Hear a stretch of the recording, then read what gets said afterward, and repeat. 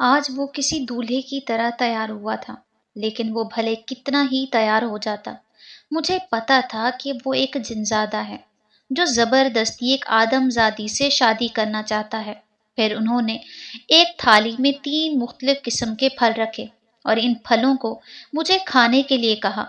جنزادوں کے کہنے کے مطابق مجھے ان 3 پھلوں میں سے آدھا آدھا پھل کھا کر واپس رکھنے تھے اور میرا بچا ہوا آدھا پھل اس جنزادہ کرتام نے کھانا تھا۔ یوں ہماری شادی اس سفید محل میں ہو جاتی۔ میرا بس نہ چل رہا تھا کہ یہ پھل اٹھا کر پھینک دوں اور ان کی گھنونی سازش کو ناکام بنا دوں جو یوں مجھ پر زبردستی کر رہے تھے۔ میں ان کے آگے بے بس تھی، اس لیے خاموشی سے ان پھلوں کو اٹھا کر آدھا آدھا کھا لیا اور پھر تھوڑی دیر بعد جنزادہ کرتام نے بھی ان بچے ہوئے پھلوں کو کھا لیا۔ سارے جنزادے اور جنزادیاں ہاہاکار مچا رہے تھے۔ وہ خوش تھے کہ ان کے راجا کے بیٹے کی شادی ایک آدم زادی سے ہو گئی تھی۔ اب وہ خوشی سے جھوم جھوم کر رقص کر رہے تھے۔ میں دل ہی دل میں اماں کے بارے میں سوچنے لگی کہ اس نے سارے بہن بھائیوں کی زندگیوں میں خوشیاں بکھیرنے کے لیے میری زندگی کی خوشیوں کو برباد کر دیا تھا اور مجھے ہمیشہ کے لیے اس سفید محل کا قیدی بنا دیا تھا۔ اب وہ جنزادہ کرتام جس کی میں بیوی بن چکی تھی، وہ نہ جانے مجھ سے کیا سلوک کرنے والا تھا۔ آج سفید محل میں جنزادوں کا ایک طوفان مچا ہوا تھا کیونکہ وہ تعداد میں بہت زیادہ تھے۔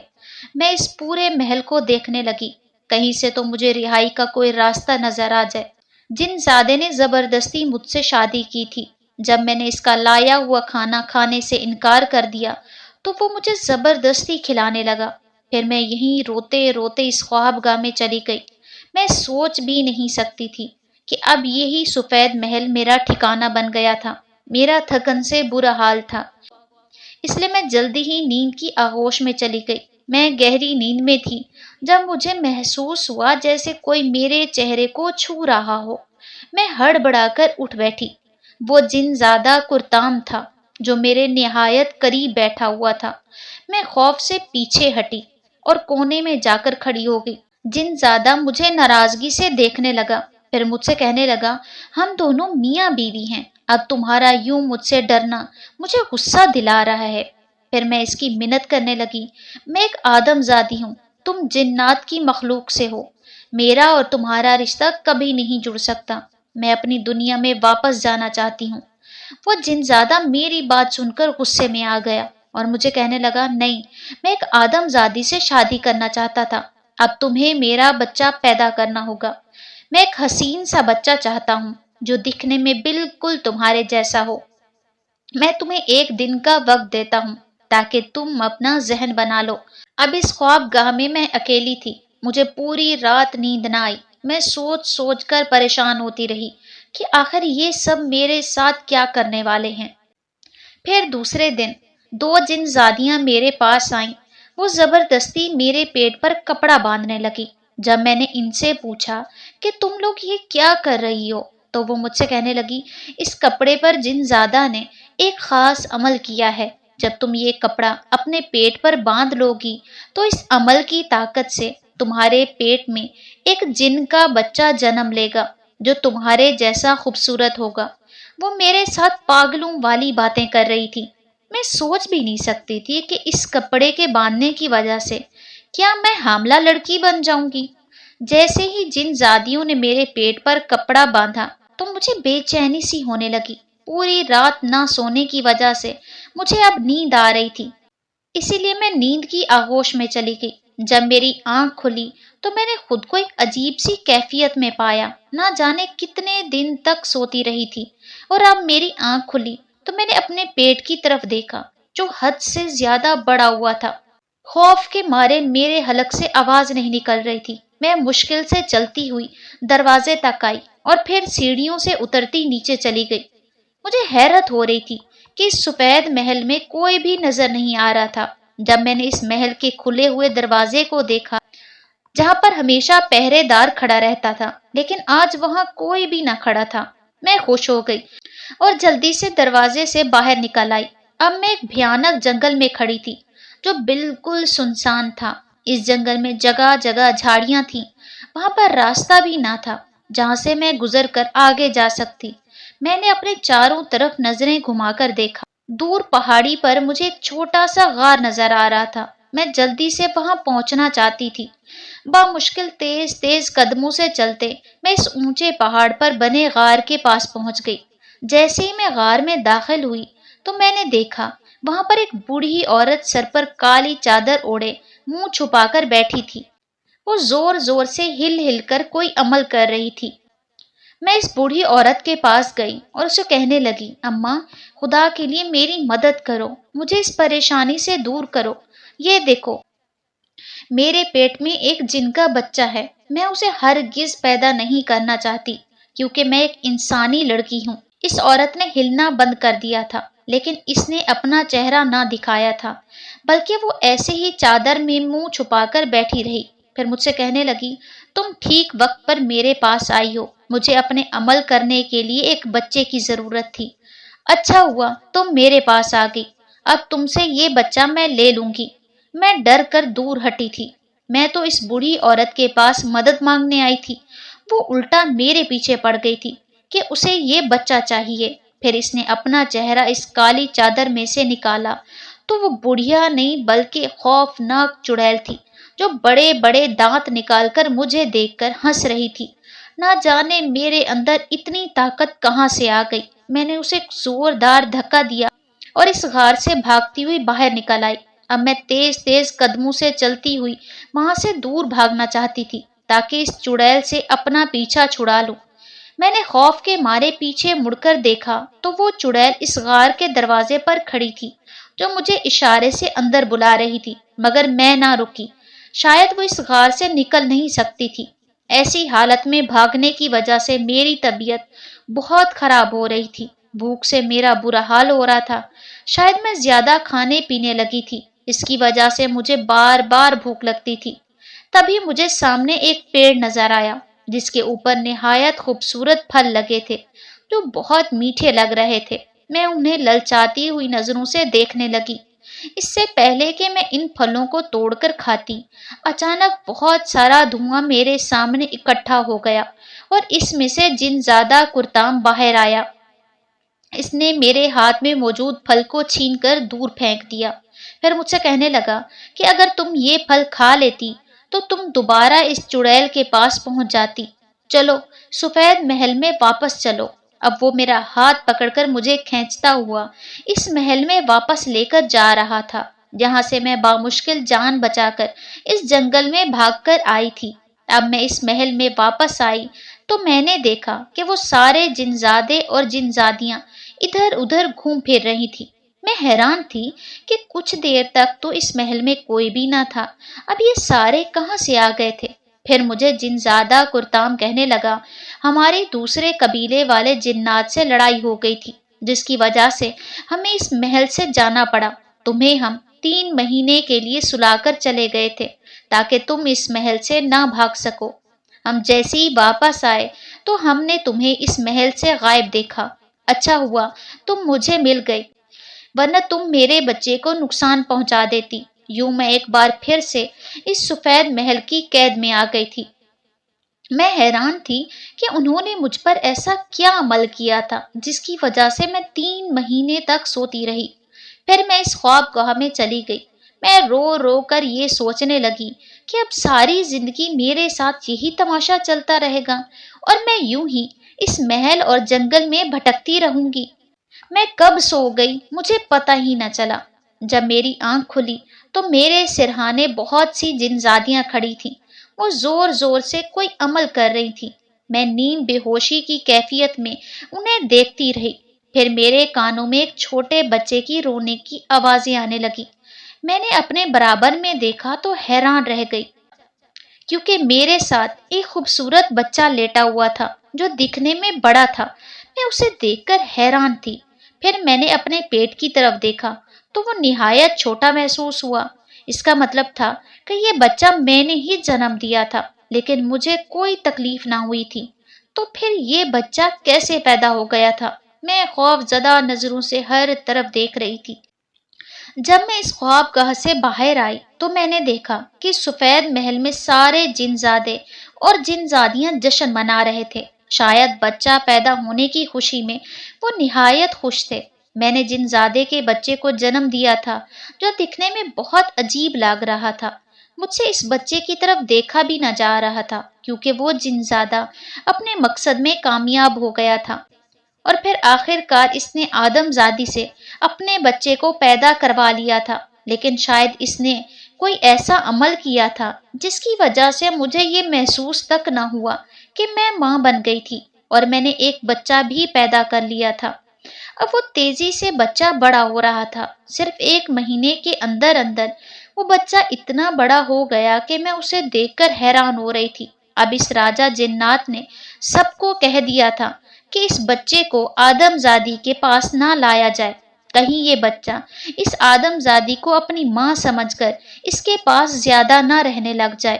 پھر ایک دن جن زادہ کرتام اپنے والد سے کہنے لگا، ابا حضور، آدم زادیوں کی فطرت میں بے وفائی لکھی ہوتی ہے، اس لیے مجھے ڈر ہے کہ کہیں یہ آدم زادی اس بچے کو لے کر یہاں سے چلی نہ جائے، اس لیے مجھے اس کو سفید محل سے نکالنا پڑے گا۔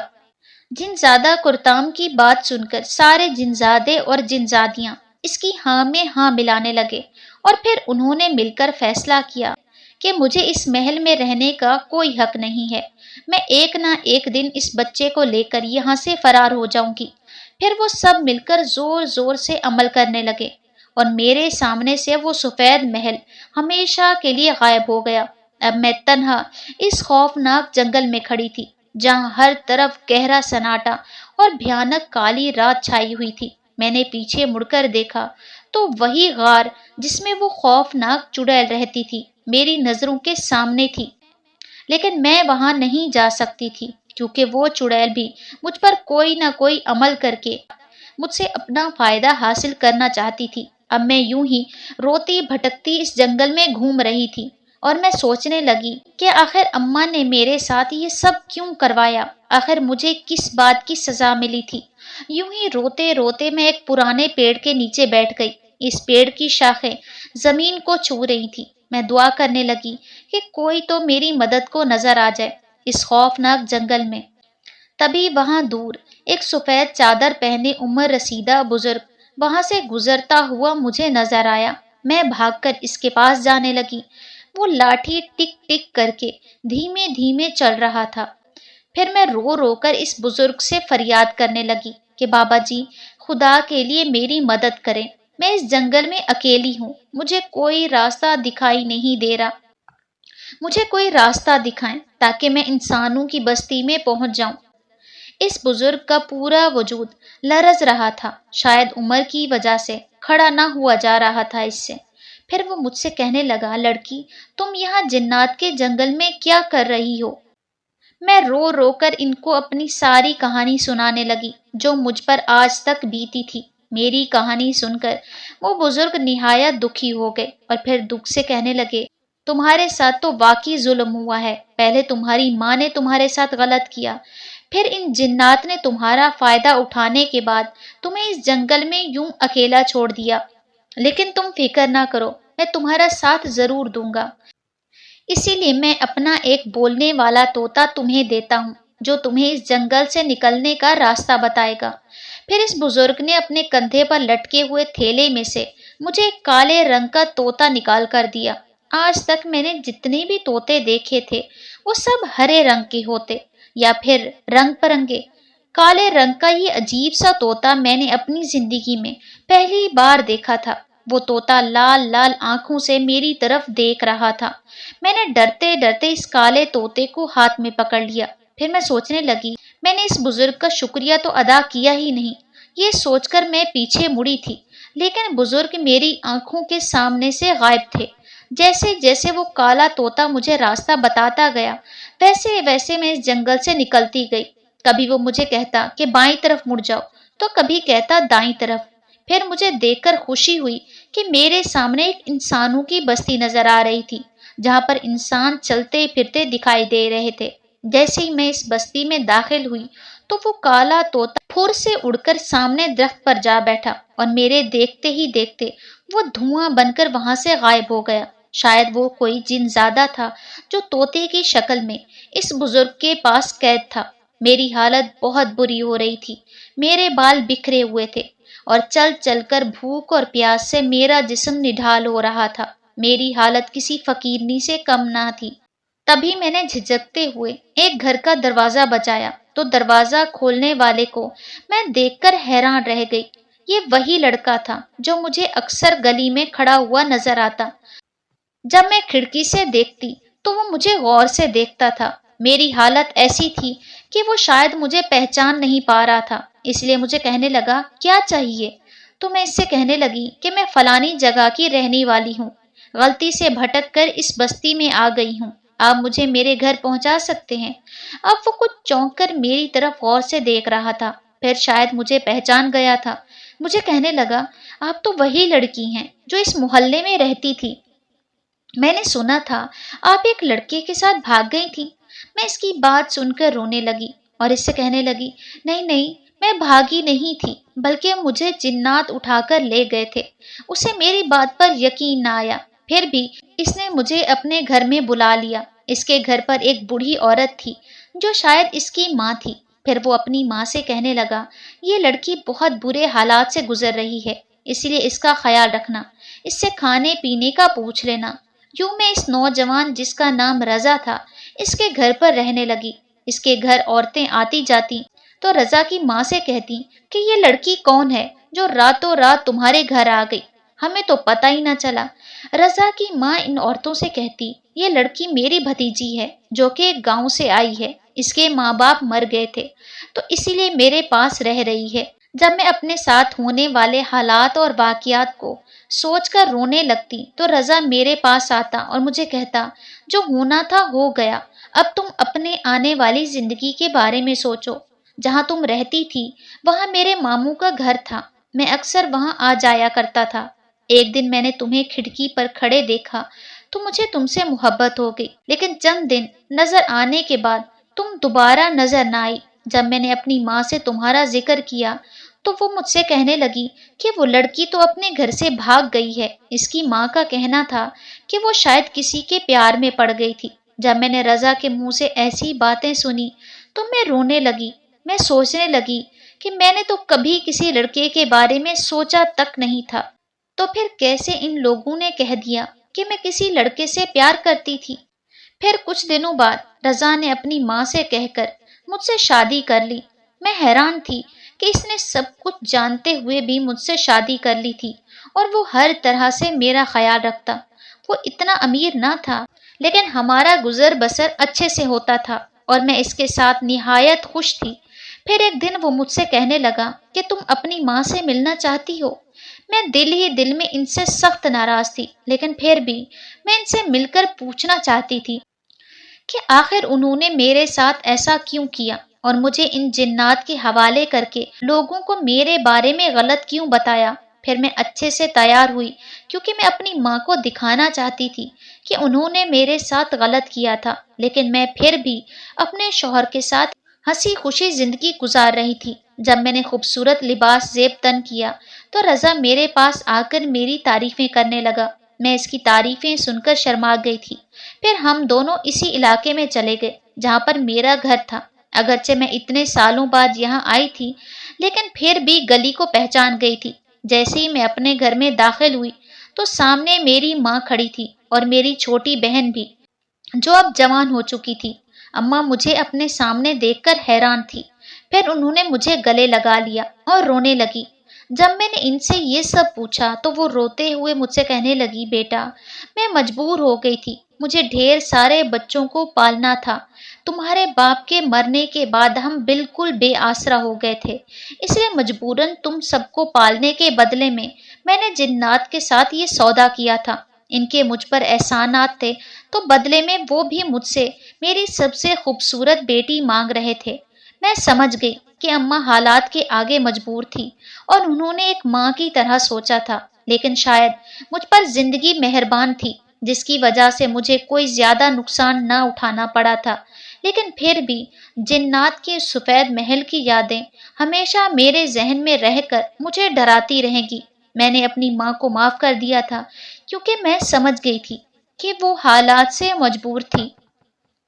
اگر آپ کو میری یہ سٹوری پسند آئی ہو تو میرے چینل کو لائک، شیئر، سبسکرائب کریں۔ اللہ حافظ۔